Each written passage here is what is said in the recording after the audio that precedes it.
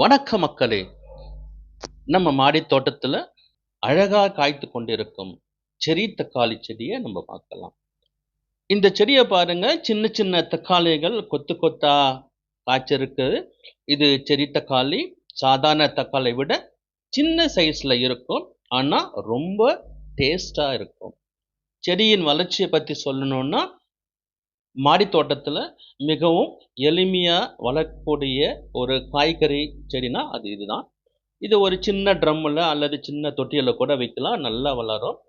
இந்த செடிக்கு தினமும் நல்ல ஒரு வெயில் தேவைப்படும். எந்த அளவுக்கு வெயில் வைக்கிறீங்களோ, அந்த அளவுக்கு நல்ல பலன நம்ம எதிர்பார்க்கலாம். தண்ணி ஊத்துறது மண் கலவையில ஈரம் இல்லன்னா, நம்ம தண்ணி ஊத்தணும். அதிகமா தண்ணி ஊத்திட்டோம் அப்டின்னா, வேர் அழுகல் வரும். செடியே அப்புறம் வீணா போயிரும். இதுக்கு என்ன உரம் கொடுக்கலாம் அப்டின்னா, நான் குடுக்குறது ஆர்கானிக் உரங்கள். பஞ்சகாவியா, ஆ வெர்மி கம்போஸ்ட் இந்த மாரி தான் நான் அந்த செடிக்கு என்னுடைய எல்லா செடிக்கும் நான் அப்படிதான் குடுக்குறேன். நல்ல ஆரோக்கியமா இருக்கிறது. காய்கறியும் நெறையா அதிகமா நான் அறுவடை பண்றேன். சின்ன சின்ன பச்சை தக்காளிகள் மெதுவாக மஞ்ச கலரா மாறும். அப்புறம் சிவப்பு கலர்ல அது வந்தோனே, நம்ம அத அறுவடை பண்ணி சாப்பிட்டுக்கலாம்.